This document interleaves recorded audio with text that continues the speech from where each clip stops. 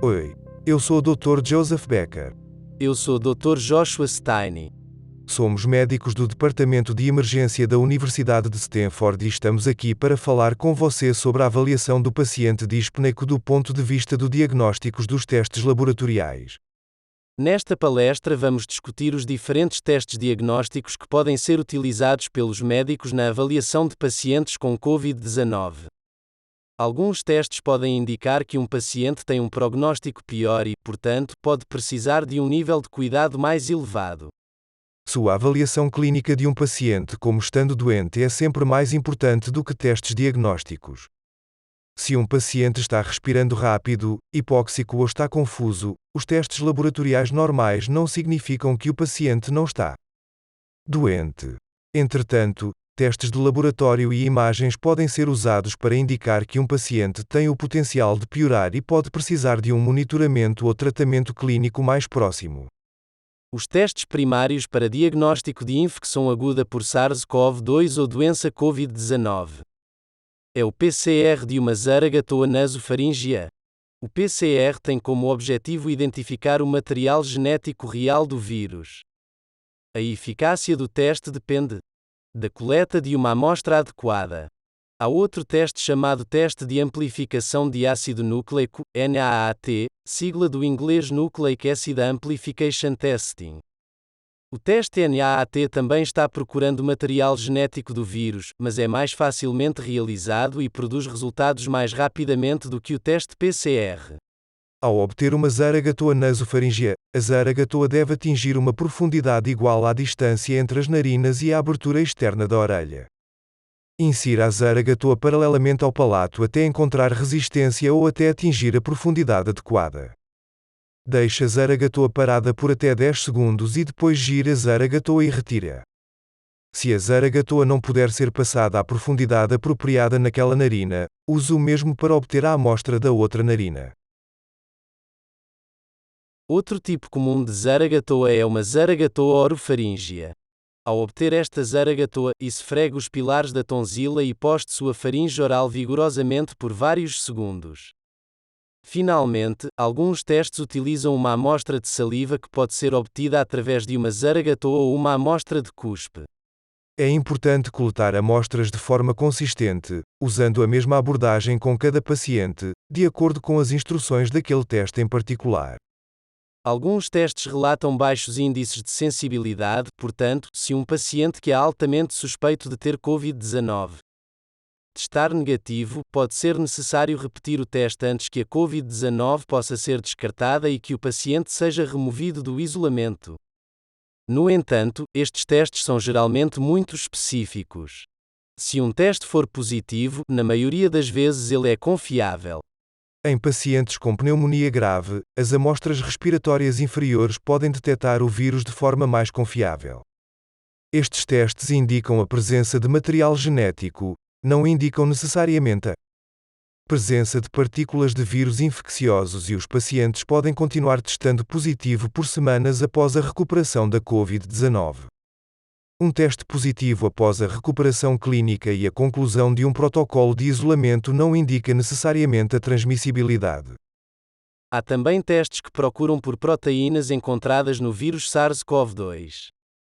Estes testes são chamados testes de antígenos. Existem muitas versões diferentes destes testes. Estes testes variam muito quanto à sua sensibilidade e especificidade, porém, uma vantagem desses testes é que são muito rápidos e muito mais fáceis de realizar e não requerem treinamento ou técnicas laboratoriais adicionais. Ao utilizar um teste, é incrivelmente importante saber quais testes você tem, assim como suas características de teste. O teste de anticorpos pode ser realizado da saliva ou do sangue e a presença de anticorpos indica infecção prévia com o vírus. Estes exames podem testar anticorpos IgG ou IgM. Ambos aparecem 7 a 14 dias após a infecção. Entretanto, os anticorpos IgM desaparecem 7 semanas após a infecção, enquanto os anticorpos IgG podem durar vários meses. Os anticorpos também aparecem após a administração da vacina da COVID-19. Embora menos comum, É possível ser infectado pelo coronavírus depois de uma infecção ou vacinação prévia da Covid-19. Os sintomas são geralmente leves nestes casos. Por causa disso, os prestadores de serviços de saúde que testam positivo para IgM ou IgG para SARS-CoV-2 ou que já foram vacinados devem ainda usar EPIs apropriados ao cuidar de pacientes com coronavírus. Você também pode considerar testes para outras doenças comuns que são prevalentes em sua área. Tais doenças podem incluir a malária, dengue, tuberculose ou HIV. Além disso, os pacientes ainda podem ter processos de doenças como colestite, apendicite ou pneumonia bacteriana.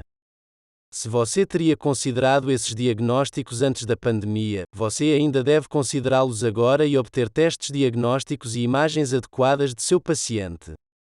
Ser capaz de interpretar os resultados dos gases sanguíneos é uma parte importante da medicina. Esta lâmina representa uma ferramenta útil na interpretação de anormalidades ácido-base em pacientes. Não entraremos em grande profundidade neste ponto, discutindo os elementos de avaliação dos gases sanguíneos. Em pacientes COVID-19, a anormalidade dos gases sanguíneos mais comumente observada é a hipoxemia. Além disso, os pacientes também podem apresentar evidência de uma acidose metabólica por choque, que muitas vezes está associada a um nível elevado de ácido láctico. Como um indicador de má perfusão dos tecidos, este nível pode ser observado com o tempo para avaliar a ressuscitação do paciente. Entretanto, se for observado que um paciente tem um alto nível de dióxido de carbono, outra explicação deve ser considerada, pois isso não é típico apenas da Covid-19. Além disso, lembrar que um pH normal, mas um nível anormal de dióxido de carbono ou nível de bicarbonato indicam que um paciente tem um distúrbio ácido-base compensado ou misto que precisa ser melhor avaliado. Muitos testes de laboratório foram associados a um prognóstico ruim para infecções pela Covid-19. No entanto, muitos dos testes que foram identificados no material publicitário podem não estar disponíveis em hospitais menores ou locais com recursos limitados. Use o que você tiver disponível. Se um teste leva muitos dias para obter resultados, ele não será clinicamente útil para o prognóstico. Um dos primeiros marcadores identificados foi linfopenia ou baixa contagem de linfócitos. Se você tiver a capacidade de fazer uma CSIC com um diferencial, você será capaz de identificar esta anormalidade. Além disso, o mau prognóstico tem sido associado a marcadores inflamatórios muito elevados, como a proteína C reativa e a VHS também é elevada em 85% dos pacientes com Covid-19. Da mesma forma, parece haver uma forte tendência para que pacientes com Covid-19 tenham distúrbios de coagulação. Isto frequentemente leva à formação inadequada de coágulos e complicações como derrame ou infarto do miocárdio. Estudos laboratoriais, como o D-dímero e o fibrinogênio, são preditores de piores resultados em pacientes com Covid-19. Testes de coagulação como o TTP, o TAP e o INR também devem ser obtidos, pois os pacientes podem precisar de anticoagulação. Uma das causas adicionais de mortalidade parece ser o choque cardiogênico e as arritmias. A troponina ou outros biomarcadores cardíacos são importantes para avaliar os danos cardíacos, seja por choque sistêmico de isquemia miocárdica focal ou inflamação miocárdica, como a miocardite. E, como é o caso de muitos pacientes doentes, é sempre uma boa ideia verificar testes laboratoriais gerais. A função renal, como avaliado pelos testes de creatinina e nitrogênio úrico, é fundamental para ajudar na tomada de decisões sobre perfusão, bem como sobre o estado do volume do paciente. Os eletrólitos são muito importantes para verificar em qualquer paciente gravemente enfermo, pois anormalidades de potássio, cálcio, sódio ou magnésio poderiam levar a complicações e piorar os resultados. Os testes de função hepática podem ser feitos em pacientes com Covid-19 e podem ser preditores de maus resultados. Os testes de função hepática elevada também podem prever a presença de toxicidade de drogas ou infarto. A baixa albumina também tem sido associada a um mau prognóstico na doença Covid-19. Todas as mulheres em idade fértil devem fazer um teste de gravidez, pois isso pode afetar as escolhas de medicamentos ou imagens, e a gravidez tem sido associada ao aumento da mortalidade na Covid-19. No início da Covid-19, o ECG é frequentemente normal ou parece semelhante ao ECG anterior do paciente. A inflamação miocárdica relacionada à miocardite pode não apresentar nenhuma alteração no ECG, mas ainda pode causar resultados significativos. Mortalidade na ausência de ECG, a troponina ou outro biomarcador cardíaco é frequentemente elevada em casos de miocardite. O ECG pode, alternativamente, demonstrar sinais de isquemia focal relacionados a um bloqueio coronariano individual ou mudanças no intervalo, como o prolongamento do QTc.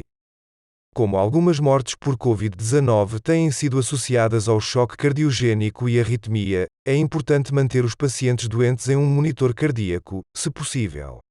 Muitos desses testes laboratoriais foram usados em conjunto com sinais vitais e histórico médico passado para desenvolver vários cálculos de pontuação de risco. O cálculo da pontuação de risco com melhor desempenho até o momento é o índice de mortalidade 4C. O 4C pode ajudar a prever a mortalidade em pacientes com Covid-19 e é facilmente calculável e acessível online, requer o NUS ou creatinina e o PCR. Não confie somente em qualquer calculadora de risco e sempre poderá usá-las em conjunto com sua avaliação clínica do paciente. Em resumo, entenda como administrar o tipo de teste de Covid usado em sua instituição e as características do teste. Considere a obtenção de testes laboratoriais que são normalmente anormais e preditivos de piores resultados na Covid-19. Sua avaliação clínica de um paciente como estando doente é sempre mais importante do que qualquer teste diagnóstico. Foque na estabilização de um paciente primeiro, um diagnóstico exato inicialmente é menos importante. Concentre os testes iniciais na avaliação de problemas com risco de vida, mas tratáveis. Lembre-se que em uma pandemia muitas pessoas podem ter Covid-19, mas também podem ter outros problemas médicos que requerem tratamento específico. Considere que os pacientes podem ter outras doenças como malária, pneumonia bacteriana ou apendicite e, ao mesmo tempo, ter Covid-19. Isto conclui esta apresentação. Obrigado a todos vocês por seu tempo e atenção.